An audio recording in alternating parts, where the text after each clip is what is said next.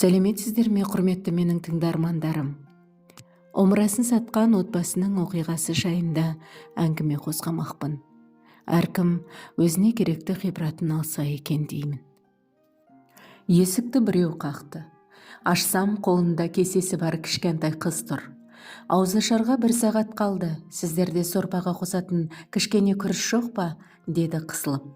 Күріш салып бердім де, кімнің қызысың деп сұрадым. Жақындап көшіп келген жаңа көршіміз екен. Сұрауға үйренбегені көрініп тұр. Күрішті ала сала үйіне қарай жүгіре жөнелді. Келесі күні тура сол уақытта оқиға тағы қайталанды. Ақша сұраса, немесе үлкен пакетпен келсе, қайыр тілеп жүрген біреу деп ойлар ем. Бірақ қыздың мың торлаған көзі мен дірілдеген қолы ол ойымның қате екенін көрсетіп тұр. Сұраған күрішін үйіңді көрсетсең деген шартпен беріп, қыздың соңынан ердім. Басымда мың сан сұрақ. Бара жатқаным дұрыс па деген түйткілді жоқ емес. Жеттік. Кіруге рұқсат сұрадым. Еденге дастархан жайылыпты. Үстінде тұздалған қияр мен 4 қасықтан басқа ештеңе жоқ. Айналасына 2 кішкентай ұл жайғасыпты. Шақырылмаған қонақтан балалар сескеніп қалды. Бір кезде аналары да көрінді. Қысылып, қымтырылып, «Қош келдіңіз, әпке. Қызымның қолын бос қайтармағаныңызға рахмет», деді. Балалар, сендер отыра тұрыңдар, мен аналарыңмен сөйлесіп келейін деп келіншекті сыртқа шығуын өтіндім. Сыртқа шыққан соң қыздың күнде күріш сұрап келуінің себебі не екенін сұрадым. Әпке, жақында көшіп келгенімізден, мына пәтерді жалға алып тұрып жатқанымыздан хабардар боларсыз. Күйеуім қайтыс болған соң, бұрынғы пәтерімізден қуып шықты. Мына жер арзанға түсті.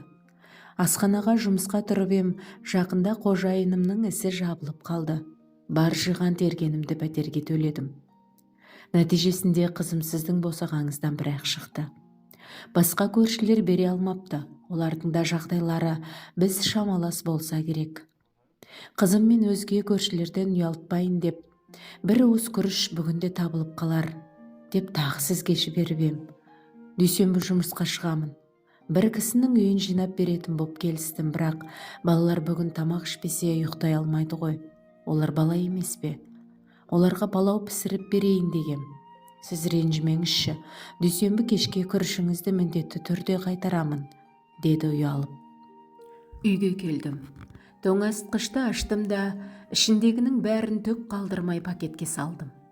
Далаға жүгіріп шығып, ауызашар уақытына жақын арнайы пісірілетін ыстық наннан сатып алдым.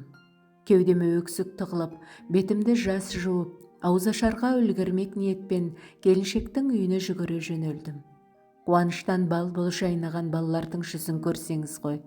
Олар менің қалай шығып кеткенімді де байқамай қалды. Күйеуім екеуміз ауыз аштық. Ол азық-түлікті ертең алармын, сәресіге бірдеңе қалдырдың ба деп сұрады. Кеспемен кішкене ұн болу керек, солардан бірдеңе пісірермін, дедім көзім жасаурап. Күйеуім жылы жымиды. Оның көздерінен бүгінгі күнге, бүгінгі ісімізге риза болғанын байқауға болатын еді. Бұл ауызашар басқа күндерге ұқсамайтын бір тілім нанды бөліп жеген мүлде бөлек ауызашар болды. Келесі күні күйеуім азық-түлік алып келіп, ауызашар үстінде жаңа әңгіме бастады. Биыл умраға бауыр баруға не дедіп едік қой, сол умрамызды сатсақ қайтеді. Бұл жолы өтедік деп ойлайық. Бұйыртса тағы барармыз. Оның нені мегзеп тұрғанын түсіндім.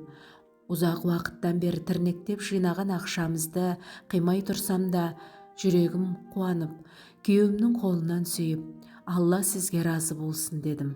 Умраға жинаған ақшамызды пакетке салып, келіншектің үйіне барып қолына ұстаттым. Әрине олай жасау оңай болған жоқ. Үйге келсем, күйеуім намаз оқып жатыр екен. Намаз уақыты әлі кірмеген соң таң қалып, намаз оқып алған едіңіз ғой, деп едім. Ол, мен умра өтелген соң оқылатын 2 ракат намазды оқыдым. Сен де оқып ал, деді жолдасым. Я Алла, умрамызды қабыл ет.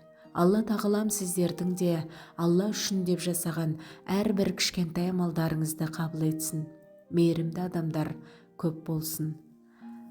Құрметті оқырман, Бұл кішкентай ғана аударма Бұл кішкентай ғана әңгімеден алатын ғибраттың өте көп екенін өзіңіз де көрген боларсыз.